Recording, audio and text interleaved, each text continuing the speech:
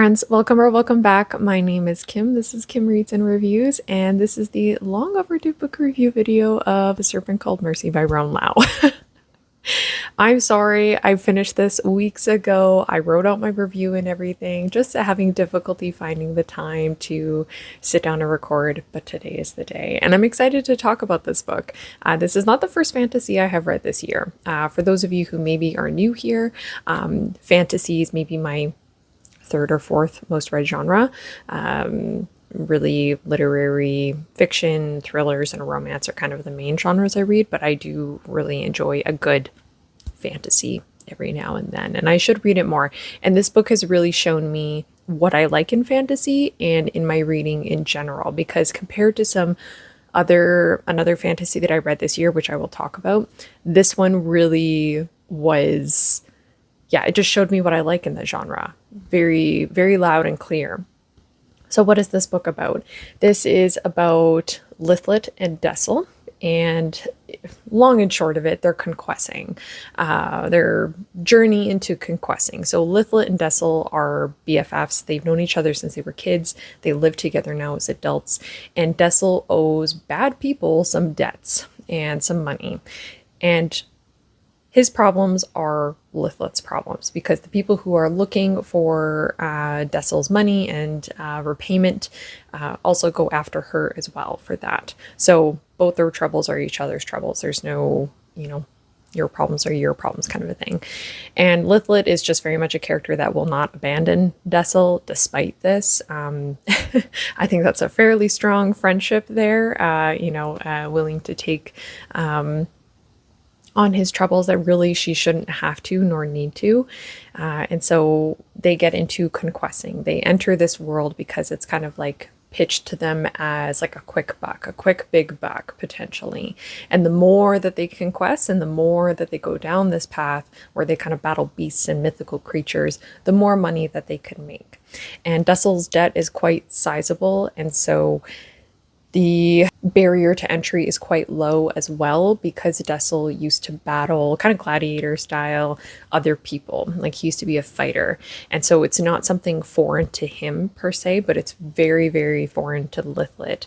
And so she follows his lead. And so we go into this whole conquessing thing thinking that Dessel is going to be the star of the show and that he's really going to be the battler and kind of win these things for them. But that's not quite what happens. And Dothilos, the matchmaster, really sees the potential in Lithlet, which I will maybe touch on a little bit because I don't want to spoil too much. But he really takes Lithlet under his wing as opposed to Dessel. And basically the whole book is about them going about their conquessing journey. And along the way, they discover the world that they live in and everything that's wrong with it. Lithlet and Dessel live in poverty in this book. They grew up in poverty. They are considered, the world is very high, has a hierarchy, and they are considered very low on this hierarchy ladder. And so they already have a tough time living day by day. However, they discover things that make it additionally difficult day by day and really frustrating and unjust. The highlight of this book, and what I was talking about before with like, this book really showed me what I like in fantasy, is that it's very, very heavy on the character development and character arc, especially Lithlet's character. That is the highlight of this story. There's obviously plot, world building, and a little bit of a magic system, but you can clearly tell getting like halfway through the book that her character and her development and following along with her and her thinking takes precedence over everything else. So a little bit more about these characters. Lithlet, like I mentioned, born in poverty. She was dealt a bad set of cards in life, and she's still dealing with that. And Dessel's friendship, their friendship with each other really is a source of comfort in the world. They are navigating it together. Dessel, yes, used to fight and battle for money, but then basically found religion, and not within the story, but when we meet him, he's, he follows a religion that really guides his behaviors moving forward. And so he doesn't want to go back into battling in order to pay off this debt, because it'd go against what he believes now at this point. However, going into conquesting he kind of makes like exceptions to his own his own rules and sees how much money they could make within it, and that it's not battling other people but battling beasts and creatures that aren't human, and so he feels comfortable kind of doing that. But anyways, so that really guides Dessel's principles of life, and Dessel really, not only are they a comfort for each other, but Lithlet is very, she's quite like tormented internally quite a bit, and not only is she kind of like physically abused in this world, but mentally as well. And so Dessel and his kind of who he is as a character, he's very grounded now, and he's that's additional source of comfort for Lithlet, more so than she probably is for him. And that's just the way some friendships are. But we also meet Dotilos. He is a matchmaster, and like I mentioned, very snake oil salesman style talk. And you come to discover, has a similar background to Lithlet, like a similar background as in he grew up in poverty as well. And he's a very complex character too. And the thing with this story is that each character, even the side characters, everybody has such a distinct voice and serves a purpose to the overall happenings within the story, but then also the themes within it. Like the characters, and like Dotilos, for example, he's pivotal for the plot to move forward, but also the overarching themes within here, which I'll talk about in a moment.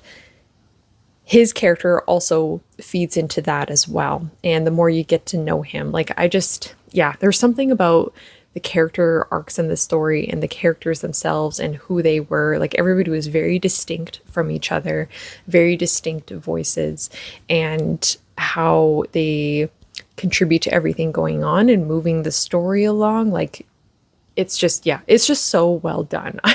I felt. I found that everybody's character development points and like pivotal things in the story that contribute to them as a character was really well paced.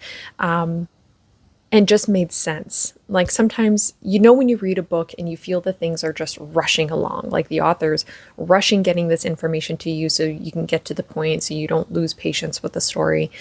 Roanne Lau really takes her time with this, and I think it pays off because, like I said, everything just makes sense. Nothing feels rushed. Everything feels like it's intentionally happening when it's supposed to be happening.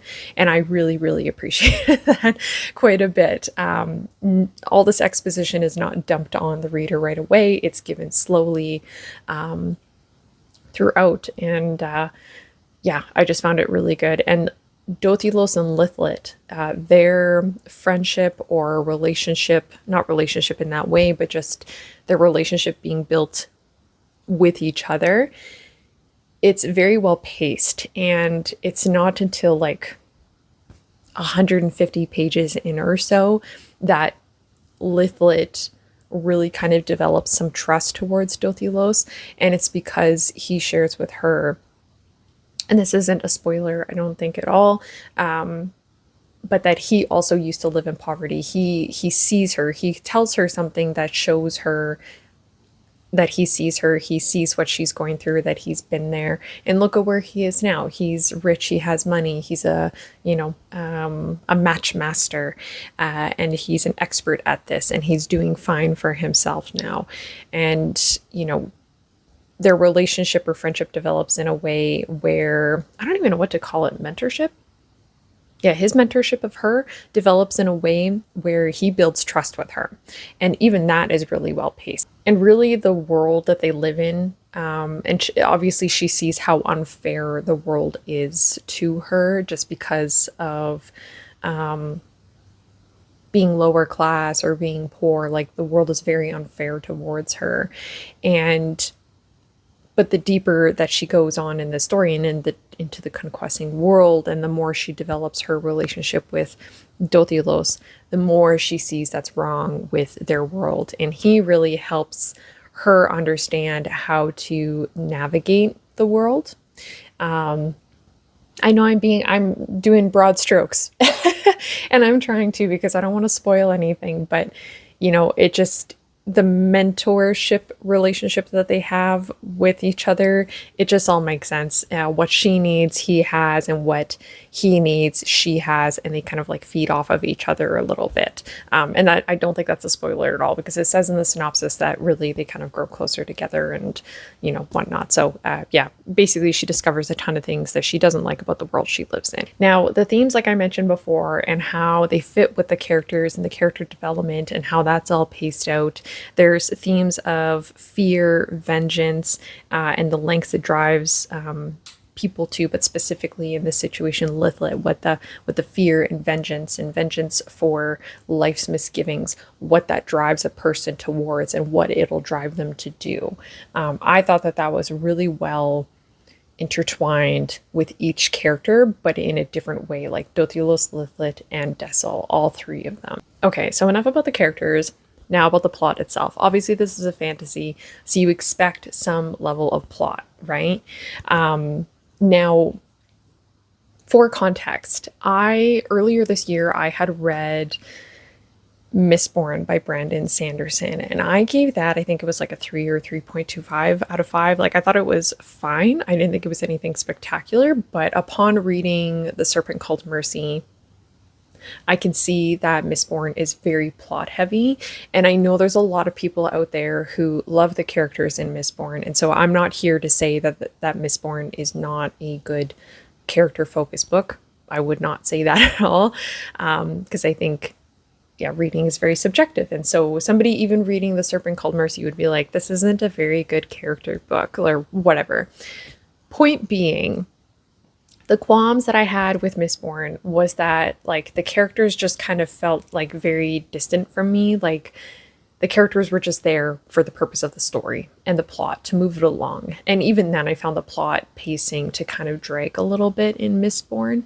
Can appreciate it for what it is, and I appreciated the world building and the magic system that was so well thought out and very thorough. The character piece in Mistborn I felt was kind of lacking, and so The Serpent Called Mercy, that really showed me that that's something I just appreciate in my fantasies. Anyways, the plot within here in the synopsis, it's kind of pitched as like The Witcher meets Squid Games, and sure, the Witcher aspect of this is the mythical beasts. And I think, if I remember correctly, correct me if I'm wrong, the Witcher gets paid to beat beasts or do things as he goes on his travels, right? And the Squid Game is like the conquesting aspect of it, and Lithlet and Dessel get paid for winning battles, and the desperation to survive. And in Squid Game, it's like, people are trying to survive and win this money in order to help themselves in whatever situation that they're in.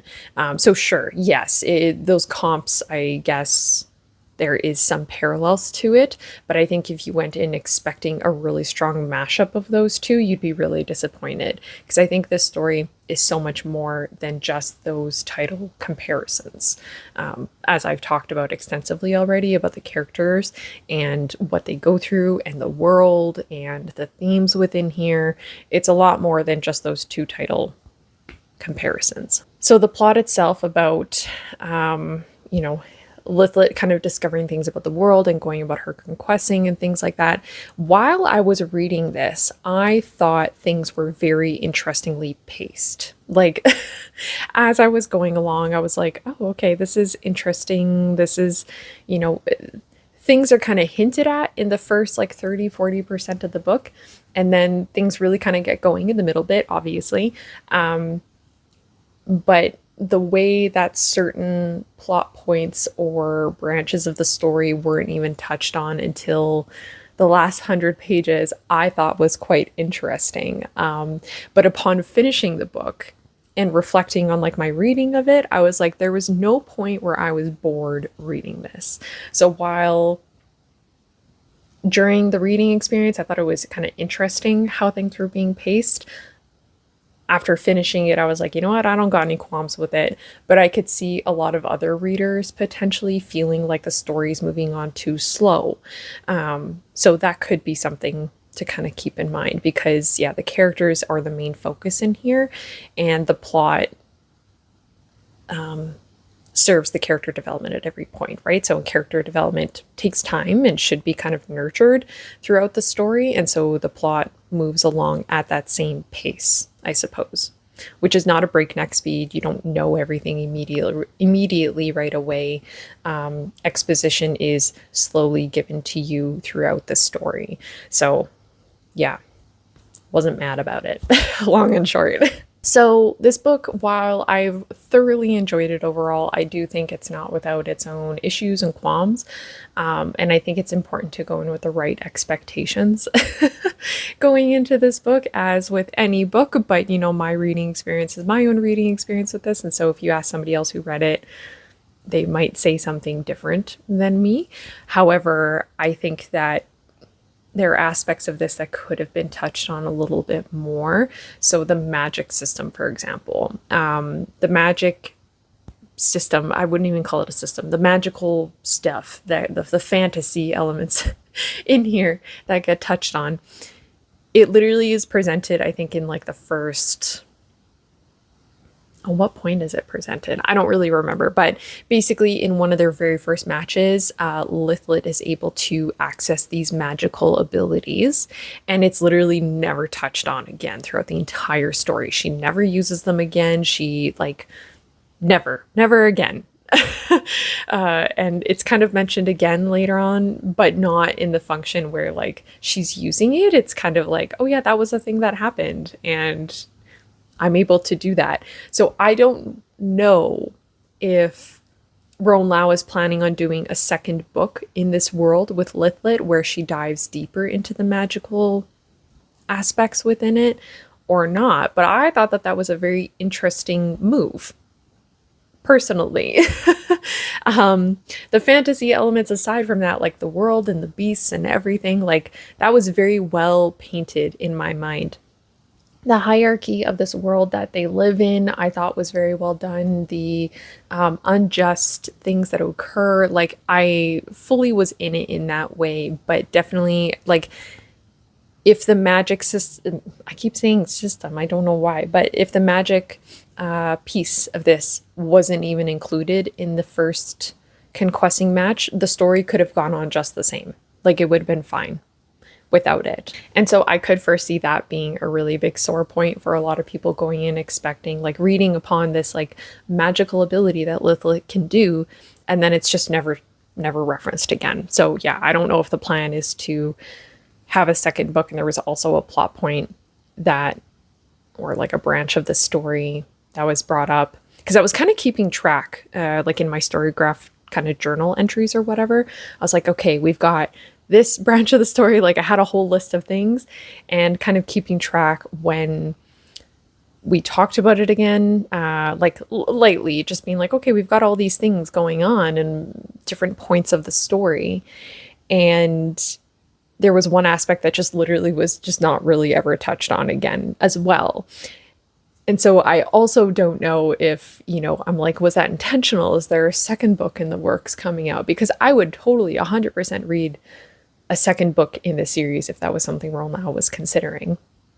But I think in that way, this was a fairly unique fantasy, and I think, you know, Roanne Lau did a great job. This is a debut, I'm fairly certain, for her. So I thought it was just excellent all around. Like I really liked the character aspects within this, but I did, yeah, find that the plot was interestingly paced, but I don't mean that as like a bad thing. I just think it was very unique, and I appreciated it at the end of it, right? Like I was never bored at any point. I was definitely intrigued to see how the story was going to go and how it was going to develop and how Roanne Lau was going to be wrapping up some of these story ties and things like that. The other thing that I think, you know, I had a qualm with a little bit was this seedy underworld. I thought that the picture itself could have been painted a little bit darker. Like she could have certainly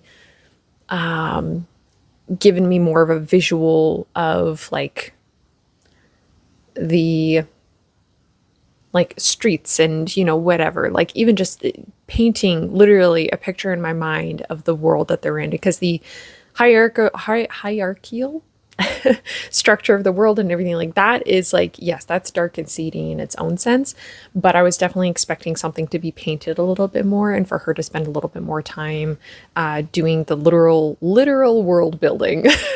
Overall, no more tangents for me. I found this very layered, very complex, and very nuanced, and something that, while it's a little bit slower paced, I really appreciated it. I appreciated what Roanne Lau did in here. I will read more from her whenever she publishes another book. If you're looking for a character heavy fantasy, absolutely pick this up, because I just thought, yeah, it was just so well done. I would even dare to say, if you're somebody who doesn't really dabble in fantasy all that much and you want a book that's good for, and you prefer character-driven stories and maybe fantasy kind of intimidates you, this would also be a good book for you to check out. I'm going to land on, I think, a very strong 4 or 4.25 for this. Anyways, I think that's it. That's all I want to talk about with this. Thanks so much for watching. I appreciate it. I hope you are enjoying what you're reading, and I'll see you in the next video.